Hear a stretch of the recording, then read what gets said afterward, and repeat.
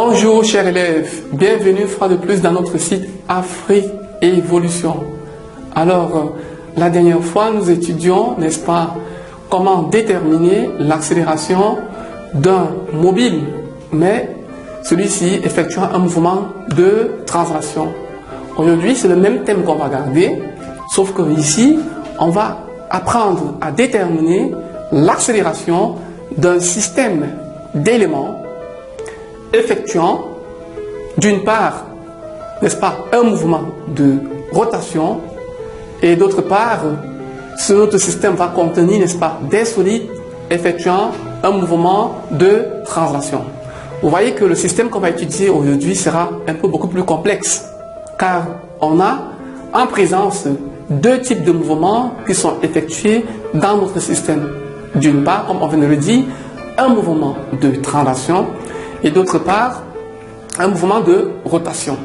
Alors, sachez que pour faire face à une telle situation, c'est-à-dire afin d'obtenir l'accélération d'un tel système où on rencontre des éléments effectuant deux types de mouvements, on peut décomposer le système général en sous-systèmes.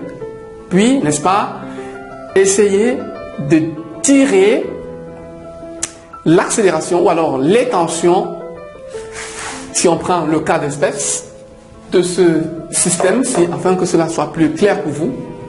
On voit par exemple que notre système comporte quoi? Il comporte deux solides, à savoir S1 et S2, qui forcément vont effectuer des mouvements de translation, ainsi que d'une poulie, par exemple de rayon R. Alors, pour déterminer l'accélération de cet ensemble constitué par S1, S2 et de notre poulie, on va décomposer le système général en sous-systèmes, puis étudier chaque système de façon isolée.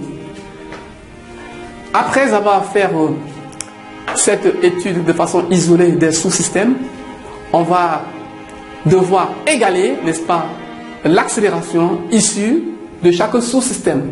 Bien évidemment, après avoir précisé certaines conditions qui font en sorte que cette égalité des tensions ou des accélérations, quant à moi, soit possible. Alors là, ça sera une démarche qui utilise le théorème du centre d'inertie. À la prochaine vidéo, nous allons vous montrer comment on peut faire le même travail, mais en utilisant cette fois le théorème de l'énergie cinétique. Alors, lançons-nous, chers élèves, à cette première phase de détermination de l'accélération d'un système complexe en utilisant le théorème du centre d'inertie. Alors, système S2, l'application du théorème du centre d'inertie au système S2 nous permet d'avoir comme égalité T2' plus P2 n'est autre égal à M2 fois A2. Alors, en faisant une projection de cette égalité vectorielle suivant l'axe Y',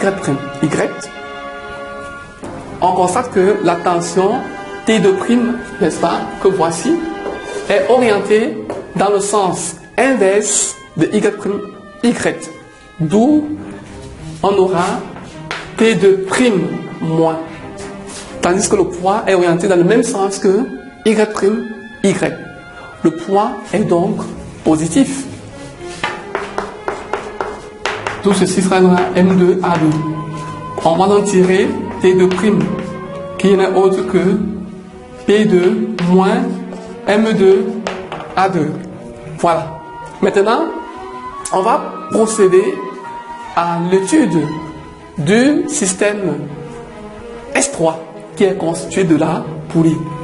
Cependant, on constate que la poulie, contrairement à S1 et S2, effectue un mouvement de rotation.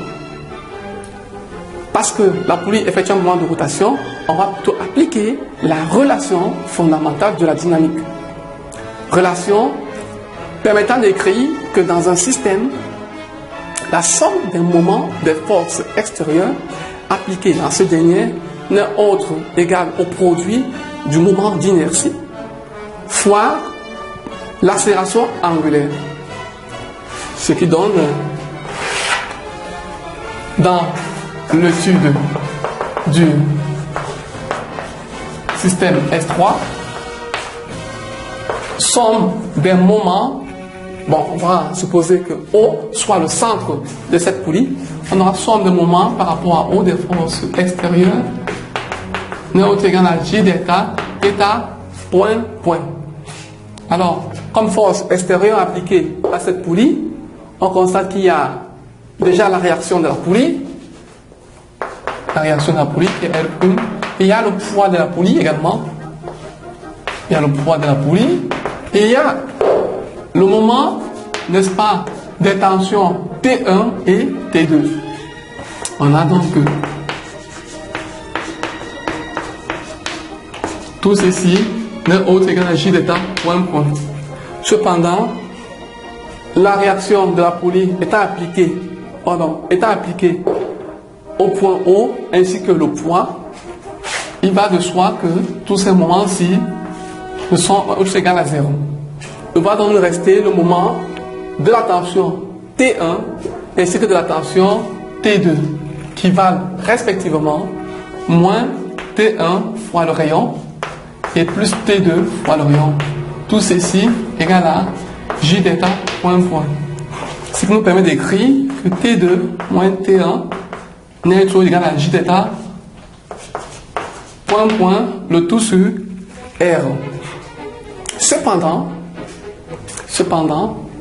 le fil, n'est-ce pas, qui lie S1 à la poulie, ainsi que la poulie à S2, étant inextensible et de masse négligeable, on aura une égalité de chacune des tensions qui s'opposent.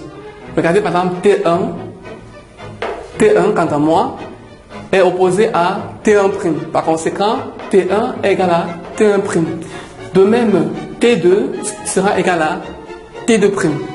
Et finalement, la troisième condition, c'est que on aura l'accélération A1 qui sera égale à l'accélération A2 qui sera égale au rayon de la poulie multiplié par l'accélération, n'est-ce pas, angulaire. Ce qui nous permettra donc d'écrire que, à la place de T2, nous aurions M2, parce que P est égal à MG, on aura M2G moins M2A, et à la place de T1, nous aurons M1A. Le tout sera égal à J delta sur R, n'est-ce pas, multiplié par A sur R. Et en développant cette relation et en tirant l'accélération, on obtient bien évidemment A qui sera égal à M2G, le tout divisé par M1 plus M2 plus J delta sur R carré. Voilà la belle expression de l'accélération de notre système. Voilà, chers élèves, comment l'on procède pour déterminer l'accélération d'un système complexe possédant des mobiles effectuant des mouvements de translation et de rotation. On a eu à dire que la première chose à faire lorsque de face ou alors en présence d'un tel système était de décomposer le système général d'études en sous-systèmes. Une fois qu'on a achevé l'étude de chaque sous-système, il était conseillé de tirer les tensions, n'est-ce pas, qui permettent, disons que la connexion d'un système à un autre.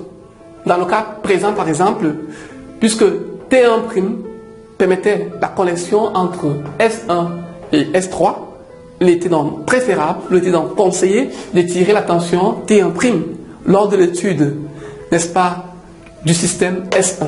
De même, lors de l'étude du système S2, Vu que T2' permet de faire le lien avec S3, on a donc dû tirer la tension T2'.